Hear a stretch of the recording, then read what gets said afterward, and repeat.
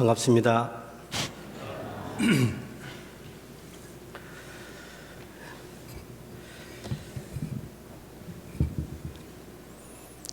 예비 교무 시절에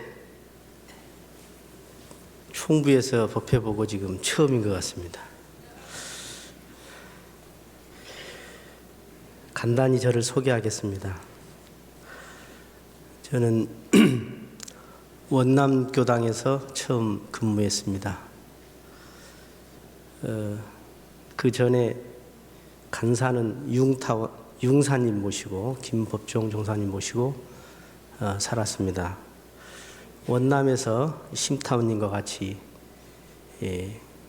교화했고, 그 다음 전남 청소년 수련원에 가서 근무했습니다.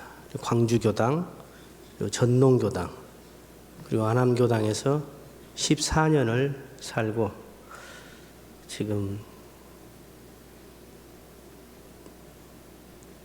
끌려왔습니다.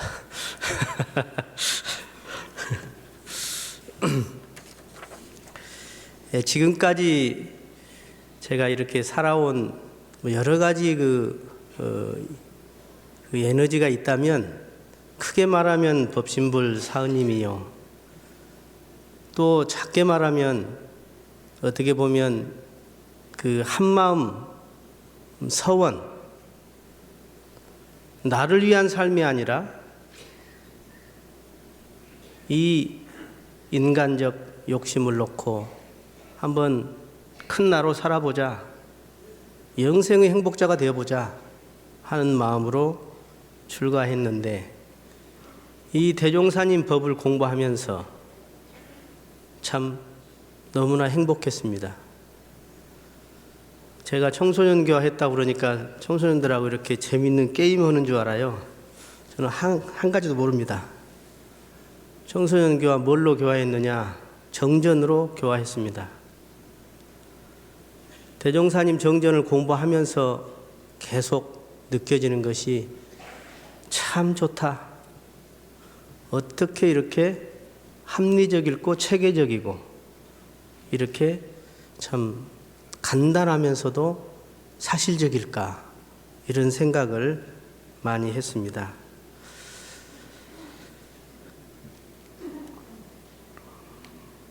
우리가 이 교화를 한다 그러는데, 어떻게 보면 교화 이전에 중요한 것은 이 공부라고 생각합니다. 내가 먼저 저 인장바위에 금을 캐다가 기쁘게 쓰고 행복하게 쓴다면 그것은 교화는 어느 정도 그 다음에 따라오는 것이 아니냐, 이렇게 생각이 듭니다. 그리고 제가 이제 교화 훈련부를 맡아서 이제 조목사님의 뜻을 받들어서 이제 교정원 식구들이 자 기본 방안을 잡았는데, 제가 요걸 간단히만 그냥 넘어가겠습니다. 교정원장님께서 아마 설명하신 걸로 알고 있습니다. 교정원 핵심 가치를 사람과 미래다, 혁신이다, 이렇게 했고요. 그 다음 이 정책도를 보시면 아직 100% 확정된 건 아닙니다만은, 이 첫째, 그동안의 교정원 정책에서 열심히 선배님들이 잘해 주셨지만, 우리 교단의 미래를 놓고 볼 때는 과연 10년 후가 지나고 20년 후가 지나면 어떻게 될 것인가? 교당에 가면 60대 초중반은 젊은 사람 취급받습니다.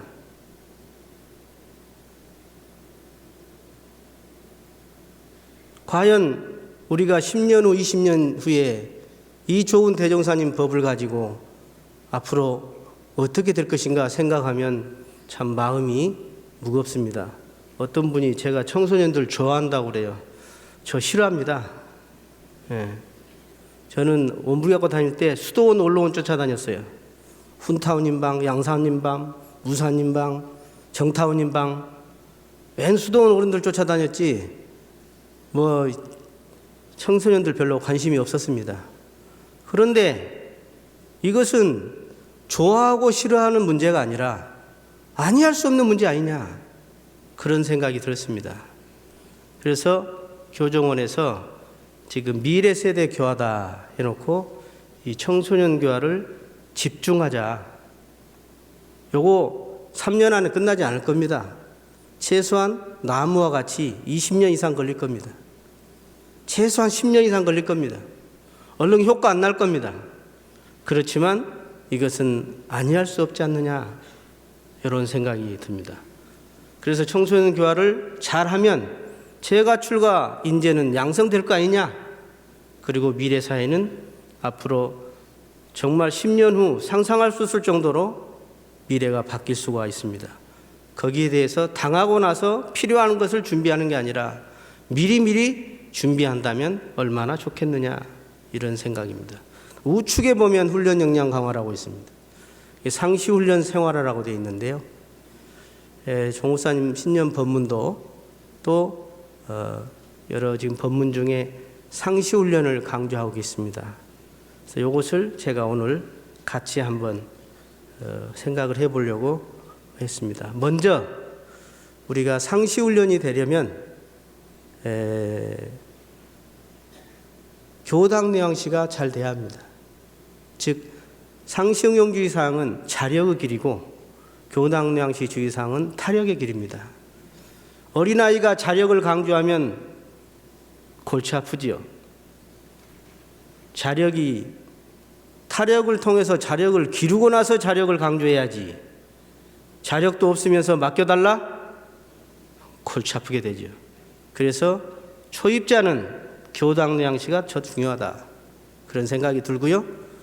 그 다음에 교당 뉘앙시를 그러면 지도하는 사람은 누구냐? 바로 교무님들이다. 또 단장님들이다. 그러면 단장님과 교무님들은 어떻게 할 것인가? 바로 먼저 정기 훈련을 통해서 확실하게 이 체를 잡아야 합니다. 대종사님 당대 3개월, 6개월을 훈련하다가 태평양 전쟁 이후로 한 달로 줄었습니다. 개벽 시대를 외쳐놓고 왜 6개월을 훈련하셨을까요? 그만큼 그 당시에 필요했을 거라고 판단하신 거겠죠. 그러나 지금 시대가 아무리 바뀌었다 해도 불과 대종사님 돌아가신 지 몇천 년이 지난 것도 아닌데 6개월 하던 훈련을 일주일로 줄어들었습니다. 이건 사실 너무했다, 이런 생각이 듭니다. 그래서 저는 100주년 이후에 가장 중요한 것은 우리 교무님들의 어떤 휴식, 휴양, 또 그것이 바로 훈련으로 이어져야 한다, 이렇게 생각이 듭니다.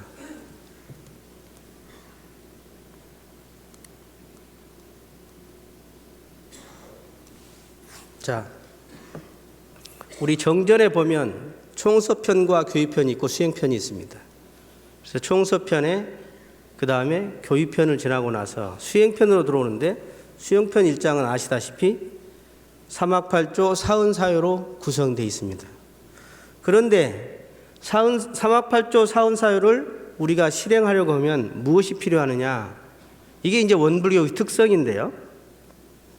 그동안의 종교가 이해하고 알고 그냥 알면 도인이라고 했어요. 깨치면 도인이라고 했어요. 그러나 이제는 시대가 그런 시대가 아니다. 실질 시대가 되어서 사실적 도덕의 훈련을 통해서 실제로 기질이 변화돼야 한다. 그렇다면 그 기질이 변화되기 위해서는 반복의 훈련이 필요하다. 즉 아는 것도 중요하지만 그보다 몇십 배, 몇백 배 중요한 것은 반복을 통한 어떤 실천이다, 훈련이다. 이것을 대종사님은 생각하신 것 아닌가, 이런 생각이 듭니다. 그래서 정기 상시의 관계를 보시면 아시다시피 정기는 법의 훈련으로서 11과목입니다. 결국 3학이지요. 그리고 상시 훈련은 수행을 훈련시키기 위해서 12개 주의조항을 두고 있습니다. 자, 상시응용주의상, 그리고 교당뉘앙시 주의사항입니다. 자, 이 관계를 먼저 보면 정기훈련을 작은 선언이다, 이렇게 하시고 상시훈련은 큰 선언이다 해주셨습니다. 그리고 정기훈련은 법의 훈련이요, 상시훈련은 수행의 훈련이다 하셨고요. 이게 정시, 동시, 그리고 수양연구 주체, 시사 주체, 그리고 서로 정기상시에 자료를 준비한다 이렇게 해주셨습니다. 그래서 그것을 평가하기를 정기일기와 상시일기로서 대조하고 해내셨습니다. 그래서 정기훈련을 통해서 저축을 해야 합니다. 저축을 해야 상시에서 활용할 수가 있는 것이죠. 은행에 가서 제가 학사 때문에 대출 좀 받아볼까 했더니 안 해준대요. 아니 나 교당 큰 거 갖고 있다고 그랬더니 교무님 개인 재산은 별로 없잖아요. 즉 내가 가진 게 없으면 대출도 안 되더라. 저축한 게 없으면 대출을 안 해주는 거예요. 저축한 게 없으면 쓸 것이 없더라. 그래서 우리는 먼저 정기훈련을 통해서 저축을 해야 한다. 정기훈련은 어떻게 보면 대나무 마디와 같다는 생각을 들었습니다. 한번 푹 삶아서 한 단계, 한 마디가 커진다. 이런 생각이 들었습니다. 우리가 교당에서 보통 제대로 상시훈련을 하면 정말로 좋지만 보통 요즘 지금 우리 원불교 상황을 놓고 보면 겨우 교당을 빠지지 않고 출석만 한다. 이런 경우는 강급도 안 하고 진급도 안 하는 것 같아요. 그러니까 결석하면 강급합니다. 그런데 그 한 번 정기훈련을 통해서 툭 한 번 자기 내면으로 돌아보고 다 놓아보고 자기 본래 자리 수양연구 주체로 한번 온전하게 들어가 볼 때 본인의 서원이 다시 세워지고 신심이 다시 나게 된다. 그래서 다시 활용으로 써지게 되지 않느냐. 그래서 이것이 서로 정기와 상시는 서로 도움이 되고 서로 바탕이 된다. 이렇게 해주셨지 않냐. 제가 시간으로 비교해 봤습니다. 정기훈련은 1년에 옛날엔 반년이 훈련 났죠. 우리 교무님들. 근데 지금은 교당에서 1박 2일, 2박 3일 또는 3박, 6박, 9박 하면 많다 그럽니다. 저는 교당에서 지금 12년째 청년들하고 일반들 해서 7일간의 출가회라는 프로그램을 만들어서 영산, 익산, 변산을 돌아다니면서 출가행이라는 그 훈련을 나왔습니다.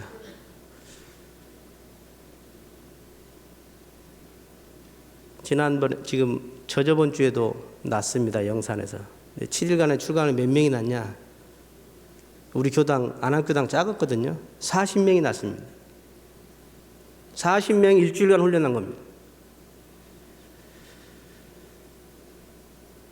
우리 교무님들이 바빠서 돈이 없어서 일 때문에 정기훈련에 소홀히 한다 하는 것은 정말로 참 훈련의 그 편안함, 훈련의 기쁨, 훈련의 그런 행복을 잘 모르는 사람 아닐까 그런 생각이 듭니다. 우리가 법회를 보면 일주일에 한 번이나 두 번 합니다. 어떤 교도님이 저한테 그래요. 교무님 교당 때문에 그냥 힘들어 죽겠네. 그래요? 일주일 동안 교단에 시간을 얼마나 쓰십니까? 예. 우리 총부는 지금 법회 1시간 보더만 저는 안암교단에서 청년법회 하면 4시간 했는데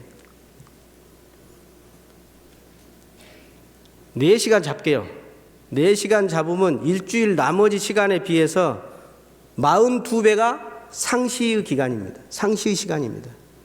5시간 왔다 갔다 하는 시간까지 플러스해서 5시간 잡아도 34.6배의 시간은 결국 가정과 사회, 직장에서 학생 같으면 학교에서 시간을 보내지 않느냐.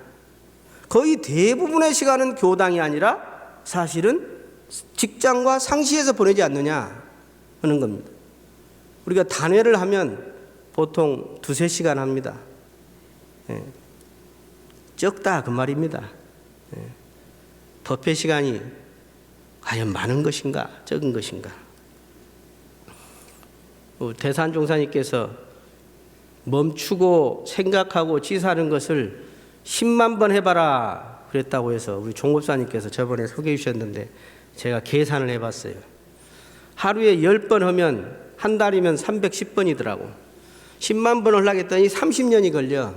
근데 멈추는 것만 해도 30년인데 생각하는 것도 한번 따로 구분해서 하면 90년 걸리네.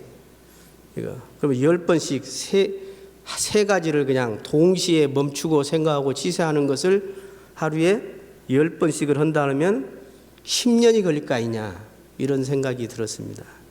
우리가 어떤 경계에서 감정을 멈추고 내 주견을 멈추고 또는 어떤 중생심을 멈추고 그리고 한 생각 더하고 이게 얼마나 참 수행을 하다 보면 어렵고 때로는 힘들다 하는 생각을 많이 하죠.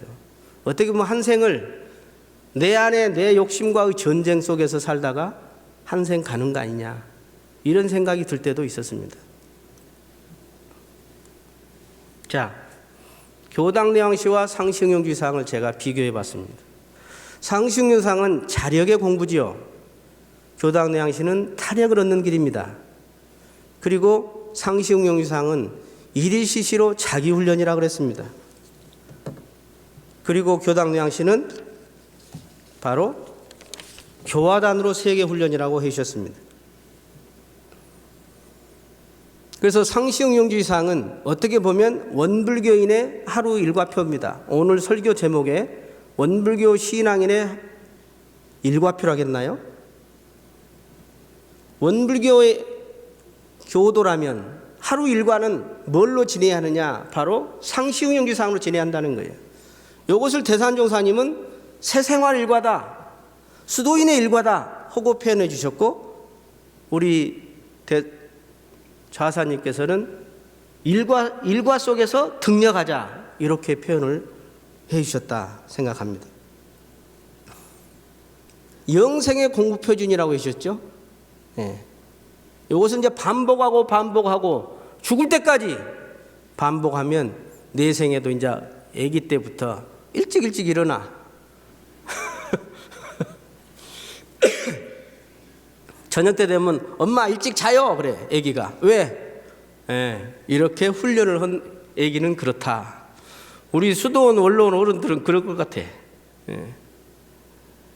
하여간에 이것이 그냥 저신저골이 되도록 원불교인의 인과는 조속으로 낮에 어떻게 지내야 하는가, 이게 그냥 일상성에 그냥 빠진 일과가 아니라 그 하루 일과 속에서 까닭 있게 그 속에서 뭔가 재미있게 해나간다면 참 진진한 재미가 그 속에서 우러나오지 않겠냐, 이런 생각이 들죠. 대종사님은 상시응용사항을 동정으로 풀어주셨죠. 1, 2, 6조는 동이요, 3, 4, 5조는 정이다. 그리고 사막으로 풀면 아시다시피 5조는 수양이고 2, 3, 4조는 연구고 1조가 이제 동시사막으로서의 치사입니다. 그래서 이것을 종합적으로 평가하도록 해놓은 것이 6조로서 대조지요. 상시응용주의사항을 다시 말하면 주입공부요, 윤영공부입니다. 그래서 이것을 상시일기로 점검하게 해주신 것입니다. 그리고 교당내왕시주의사항은 한마디로 말하면 교화단입니다. 교화단. 일도 해야겠지만 문답감정해오를 통한 공부로서의 훈련, 이것이 교화가 되게 하는 교화단이다 하는 것입니다. 이제 공부해 보겠습니다만은 일단 넘어가고요. 유념 공부를 제가 봤더니 3년에 한 번 우리가 법의사정을 합니다. 1년에 한 번은 신분검사를 하죠. 한 달에 한 번은 일기를 최종 딱 한 달치를 끊습니다. 그리고 일주일에는 법회와 단회를 보죠. 그리고 하루는 상시 일기를 체크하고 때로는 경계에 따라 유념을 체크하기도 하고, 하루에 아까 10번을 잡아서 할 수도 있고 하루에 식사 전후로 해서 4번을 잡아서 할 수도 있습니다. 제가 원불교학과 다닐 때 경계마다 한번 잡아봤어요. 몇백 번이 돼요. 머리가 터질라 그러더라고. 마치 아이 보라니까 아이를 꽉 묶어놓은 것 같은 그런 느낌이었습니다. 그래서 나중에는 하루에 이제 4번으로도 해보고 하루에 통으로 1번도 해봤습니다. 그래서 유념이 잘 된 날은 기분이 좋은 날이에요. 기운이 살아있어요. 근데 무념된 날은 어떤 날이냐? 축 처져 있고 뭐가 불만이 생긴 날이더라고요. 그런데 3년 법의사정은 결국 무엇으로부터 이루어졌느냐?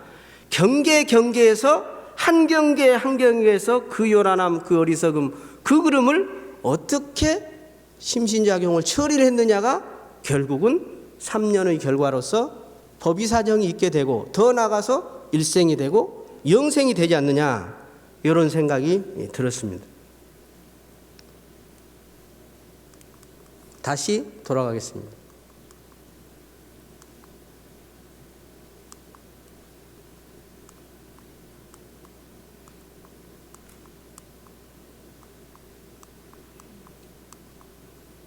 네, 교당량시 주의사항입니다.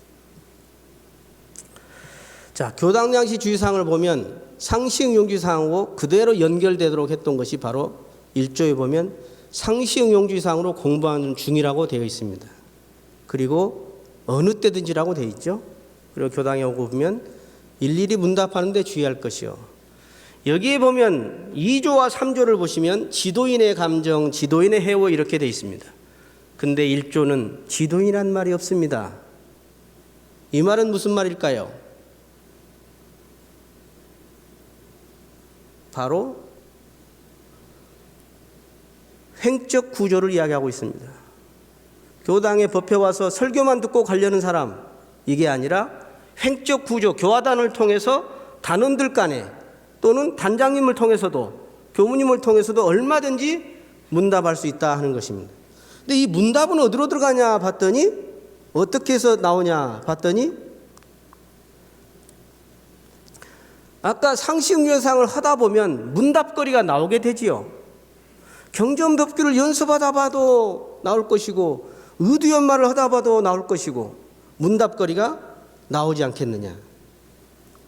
그래서 이 문답은 횡적 구조로서 단원들 간에나 동지들 간에 할 수 있다. 그래서 대산유사인 법문 중에 심사, 시무, 심계라는 법문이 있는데 저는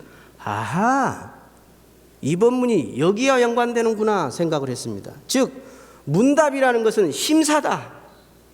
진정한 동지, 진정한 마음의 벗은 문답을 통해서 서로 뜻을 확인하고 서로 공부가 되는 동지, 즉 1조를 실행할 때 시무가 있어진다. 시무가 참 동지가 있어진다.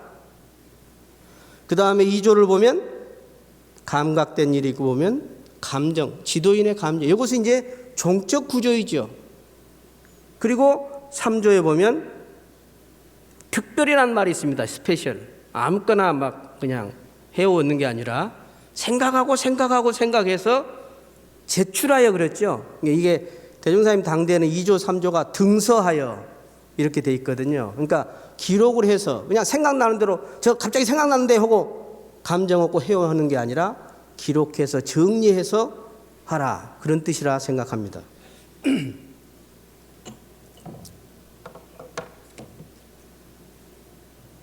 그래서 해오라고 나와 있죠.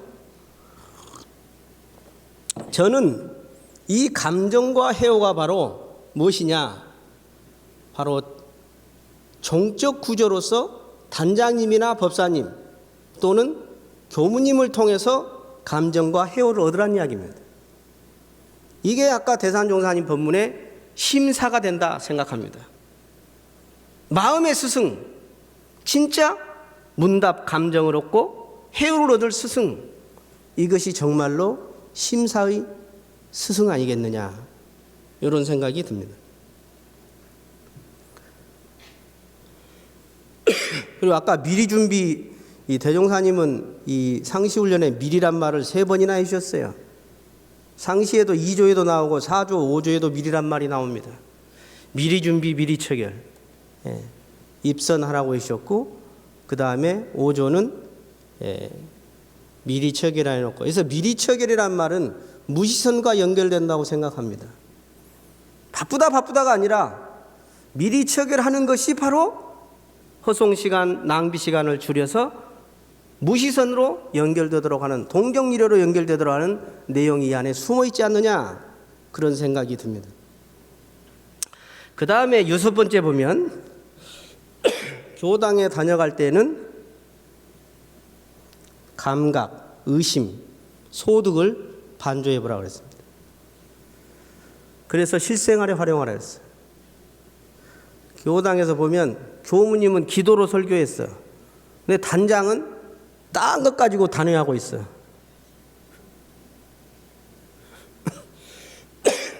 법회를 봤으면 그 법회의 소득 유무를 반조해서 유무념으로 잡아야 합니다. 한 주일간은 내가 저 교무님의 저 법회 설교 내용을 가지고 한번 뭐 공동 유무념도 있고 개인 유무념도 있지만 그 설교 내용을 가지고 내가 한 주에는 저 법문을 따라서 이렇게 해보겠다 하는 유무념을 잡아서 한 주일간 해보고 다음 주 교당에 와서 단원들에게 그것을 문답도 하고 소득 유무도 서로 나누게, 이렇게 한다면 서로 연결되지 않느냐, 그런 생각이 듭니다.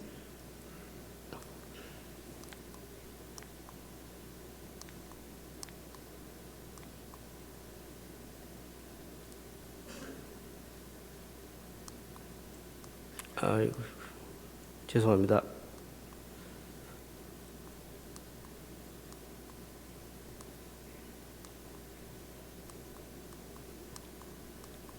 아이고. 자, 이제 진짜로 왔습니다.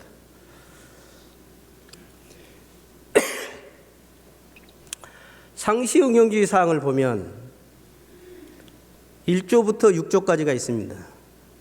그런데 모두가 1조를 향해서 2, 3, 4, 5, 6조가 있다 하는 것을 아실 겁니다. 여기서 보면 응용하는 데 그랬습니다. 응용하는 데는 이제 주로 동시나 또 정시도 포함되다고 생각합니다. 동정 간에 경계를 대했을 때 그런 의미가 아닐까. 그래서 온전한 생각으로 치사하기를 주의해라. 그리고 제가 2조 또 넘어가겠습니다. 그냥. 자, 응용하기 전에 응용 형세를 보아 미리 연마하기를 준비해라. 저는 교당에서 총부 공문이 오면 좀 불만이 많았어요. 공문이 오고 나서 2, 3일 내에 그 공문을 처리하게끔만 공문이 와. 뭐 다 그러진 않지만. 갑작스런 재해는 그럴 수 있겠죠. 그러나 1년에 일정이 예정돼 있다면 최소한 3주 전에 공문을 보내면 어디가 뭐 어쩌는가 모르겠어요. 왜 3일 전에 공문이 도착하도록 해가지고 너는 다른 일 하지 말고 교당에서 이 공문이나 처리해라. 참 아쉬운 점이 많았습니다. 미리 연마가 이 일 성공에 약 7, 80%를 좌우한다고 생각합니다.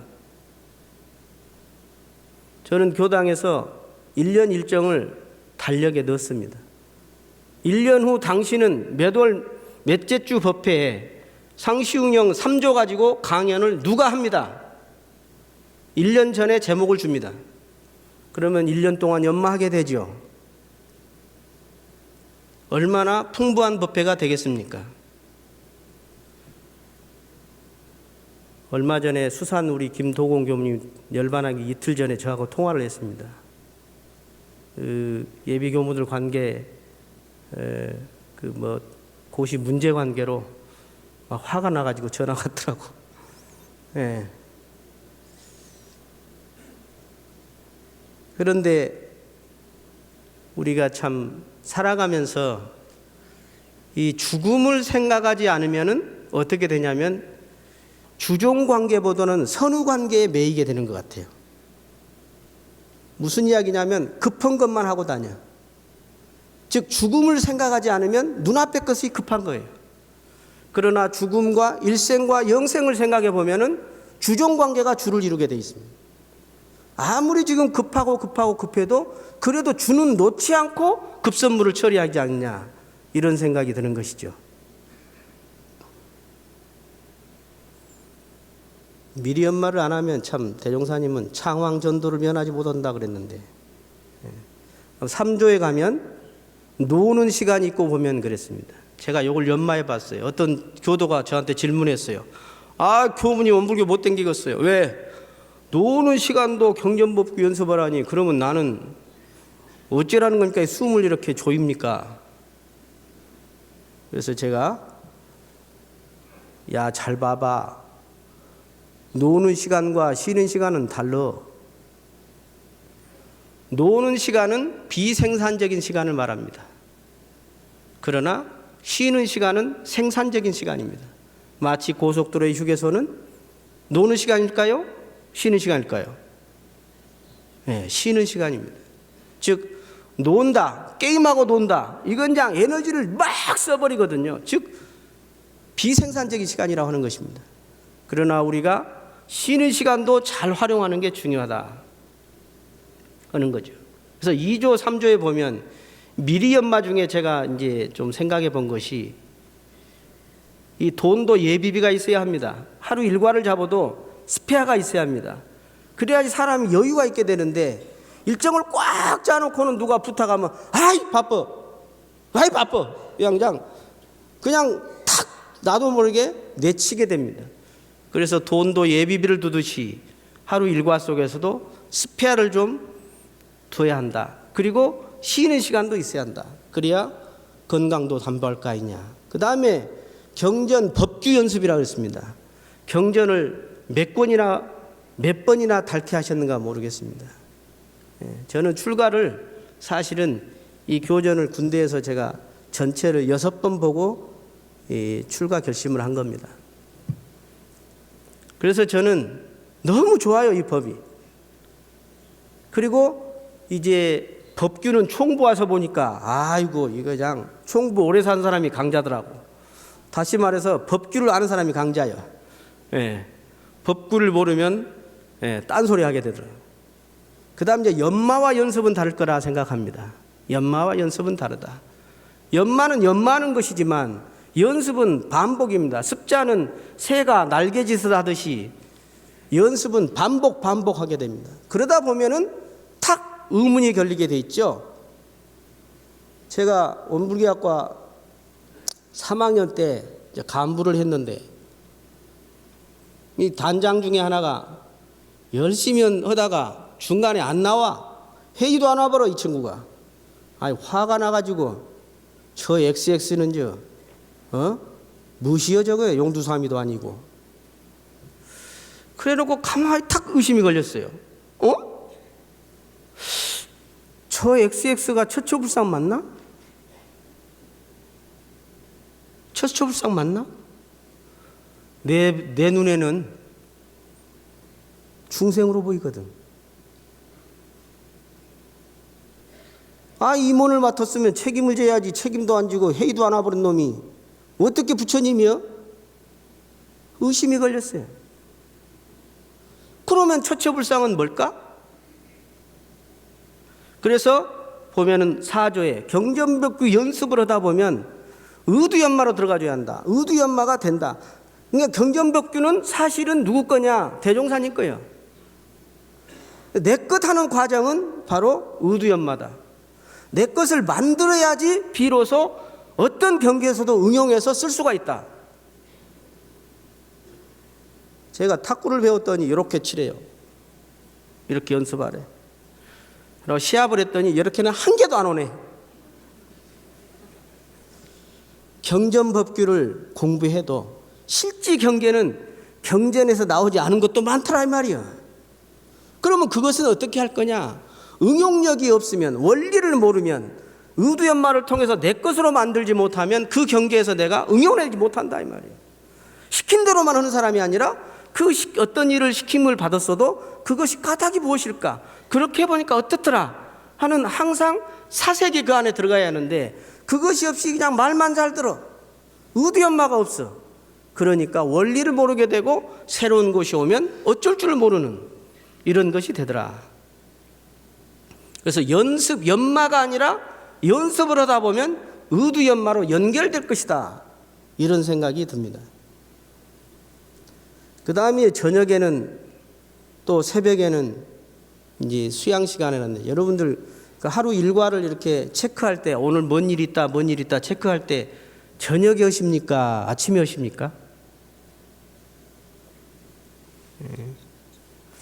일정이 많으신 분 1월 1일 날 한 달치 계획을 잡으십니까? 말일 날 계획을 잡으십니까? 공부를 잘한 사람은 적은 시간으로 제일 공부를 잘할 수 있는 방법을 제가 소개하겠습니다. 공부하기 싫은 사람은 잘 들으시면 돼요. 왜? 제일 적은 투자로 제일 효과가 있으니까. 그게 뭐냐? 예습입니다. 예습입니다. 즉 미리 하는 거예요. 미리 하는 거. 그래서 내일 일과가 있으면 오늘 저녁에 일기를 하고 내일 걸 정리하고 자면 꿈에서 일하지 않아. 일이 많을 때 꿈에서 일한 적 있으시죠? 왜? 정리를 안 했다는 이야기입니다. 정리를 하고 자야 돼. 다음 달 1년 한 달치 일과도 월말에 정리를 해버려야 합니다. 그러면은 마음이 편안하다. 어떤 사람이 머리 아프고 그렇게 바쁘다 그냐? 일이 정리가 안 된 사람이더라고 보니까. 그래서 이 수양을 통해서 우리가 참 저는 항상 그런 교도님들한테 많이 골려 먹었는데, 교도님들 죄송합니다. 아침에 자선하고 있으면 침이 꼴딱꼴딱 나오고 나 혼자 즐거운 것 같아서 죄송합니다. 그렇게 많이 했습니다. 제가 사회생활했다면 이 아침 자선 시간에 전날 술 먹고 물이나 찾을 시간에 이 혼자 심도끼 잡으라 이 깊은 시간을 차지하고 있으니 참 얼마나 죄송합니까? 네. 그래서 우리가 그 연불자선 참 중요하죠. 어떤 바쁜 어떤 교도한테 대산중사님께서 연불 7만 번 하세요 그랬거든요. 연불이요 1분 하면 20번 할 수 있습니다. 나무아미타불 계산해 보면 그렇습니다. 7만 번이면 이제 계산해 보시면 되겠습니다. 6조는 이제 대조하기를 주의할 것이죠. 하자는 조목과 말자는 조목입니다. 그래서 이것은 일기라는 이야기입니다. 일기로서 대조하지 않으면 이게 어떻게 되냐면요. 이게 저는 이제 참 어떤 집단들을 보면, 예를 들어서 대학생 동아리를 보거나 어떤 발전이 안 되는 계속 윤회하는 집단을 보면 헛바퀴 도는 데 있어요. 계속 10년 전에 한 소리 또 하고 있고 그 집단에서. 왜 그러냐? 기록하지 않고 평가하지 않았기 때문에 그럽니다.